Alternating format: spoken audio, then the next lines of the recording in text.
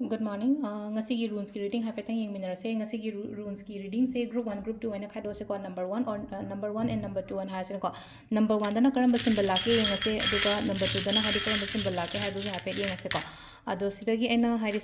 nung ani khau lu ko nung ani sida hadi first symbol se leire ko hadi first symbol se leire aduga second symbol na se leire ko hamba khanba ani shuba khanba ko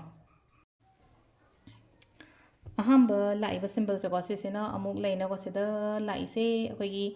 ꯒ꯭ꯔꯣꯠꯀꯨꯝꯕ ꯍꯥꯏꯔꯁꯤꯅꯦꯀꯣ ꯑꯩꯅ ꯇꯧꯔꯨꯕ ꯊꯕꯛ ꯏꯪꯈꯥꯡꯗ ꯉꯁꯤꯁꯦ ꯒ꯭ꯔꯣꯠꯀꯨꯝꯕ ꯂꯩꯕ ꯑꯗꯨꯒꯤ ꯂꯩꯅꯀꯣ ꯑꯅꯧꯕ ꯊꯕꯛ ꯏꯪꯈꯥꯡꯒꯨꯝꯕ ꯂꯥꯛꯄ ꯈꯣꯠꯄꯁꯨ ꯑꯣꯏꯀꯣ ꯑꯗꯨꯒꯤ ꯏꯁꯥꯒꯤ ꯍꯩꯖ ꯁꯤꯡꯖꯕ ꯀꯩꯒꯨꯝꯕ ꯀꯩꯅꯣꯝꯃ ꯂꯩꯔꯒꯗꯤꯀꯣ ꯑꯗꯨꯗꯁꯨ ꯋꯔꯛ ꯇꯧꯕꯤꯌꯨꯀꯣ ꯑꯗꯨꯒ ꯑꯃꯅ ꯚꯤꯖꯟ ꯌꯥꯝꯅ ꯀ꯭ꯂꯤꯌꯔ ꯑꯣꯏꯒꯅꯤꯀꯣ ꯍꯥꯏꯗꯤ ꯑꯩꯅ ꯇꯧꯗꯣꯏꯁꯦ ꯀꯩꯅꯣ ꯑꯩꯅ ꯄꯥꯝꯃꯤꯁꯦ ꯀꯩꯅꯣ ꯍꯧꯖꯤꯛ ꯑꯩꯅ ꯍꯧꯖꯤꯛ ꯃꯈꯥ ꯇꯥꯅ ꯉꯁꯤꯒꯤ ꯑꯣꯏꯅ ꯍꯥꯏꯔꯁꯤꯅꯦꯀꯣ ꯉꯁꯤꯒꯤ ꯑꯣꯏꯅ ꯆꯠꯇꯣꯔꯤꯕ ꯑꯩꯅ ꯇꯧꯗꯣꯔꯤꯕ ꯄꯣꯠꯁꯦ ꯌꯥꯝꯅ ꯀꯩ ꯍꯥꯏꯅꯤ ꯍꯥꯏꯗꯤ ꯀ꯭ꯂꯤꯌꯔꯂꯤ ꯑꯗꯨꯝ ꯐꯖꯅ ꯀ꯭ꯂꯦꯔꯤꯇꯤ ꯌꯥꯝ ꯂꯩꯅ ꯊꯕꯛꯀꯨꯝꯕ ꯇꯧꯕꯤꯕꯗꯣ ꯑꯣꯕꯁꯇꯦꯀꯜꯁꯀꯨꯝꯕ ꯂꯩꯇꯕꯅ ꯍꯥꯏꯔꯁꯤꯅꯦꯀꯣ ꯁꯤꯗ ꯑꯗꯨꯒ ꯑꯍꯥꯟꯕꯒꯤ ꯁꯤꯁꯤꯅ ꯑꯍꯥꯟꯕꯒꯤ ꯔꯨꯟꯁꯀꯤ ꯃꯤꯅꯤꯡ ꯂꯩꯔꯦꯀꯣ ꯑꯅꯤꯁꯨꯕꯒꯤ ꯔꯨꯟꯁꯀꯤ ꯃꯤꯅꯤꯡꯁꯤꯅ ꯍꯥꯏꯗꯤ ꯑꯩꯒꯤ ꯁꯤꯗ ꯂꯩꯅꯀꯣ ꯑꯩꯒꯤ ꯒꯣꯜ ꯑꯩꯒꯤ ꯇꯥꯔꯒꯦꯠ ꯀꯔꯤ ꯀꯔꯥ ꯁꯤꯒꯨꯝꯕ ꯃꯌꯥꯝꯁꯦ ꯑꯦꯆꯤቭ ꯇꯧꯕ ꯍꯥꯏꯗꯤ ꯁꯛꯁꯦꯁ ꯚꯤꯛꯇꯔꯤꯒꯨꯝꯕ ꯑꯣꯏꯅ ꯑꯣꯏꯀꯣ ꯉꯁꯤꯒꯤ ꯑꯣꯏꯅ ꯍꯥꯏꯗꯤ ꯃꯥꯏ ꯄꯥꯛꯄ ꯅꯨꯃꯤꯠꯀꯤ ꯁꯤꯝꯕꯜꯅꯤꯀꯣ ꯇꯁꯦꯡꯅ ꯍꯥꯏꯔꯒꯗꯤ ꯁꯤꯒꯤꯁꯦꯀꯣ ꯍꯥꯏꯗꯤ ꯁꯦ ꯅꯨꯃꯤꯠꯀꯤ ꯁꯤꯝꯕꯜꯁꯦ ꯅꯨꯃꯤꯠ ꯍꯥꯏꯔꯒꯗꯤ ꯑꯗꯨꯝ ꯑꯩꯈꯣꯏꯅ ꯇꯦꯔꯣꯗꯁꯨ ꯉꯥꯏꯔꯦ ꯅꯨꯃꯤꯠ ꯏꯠꯁ ꯑ ꯁꯛꯁꯦꯁ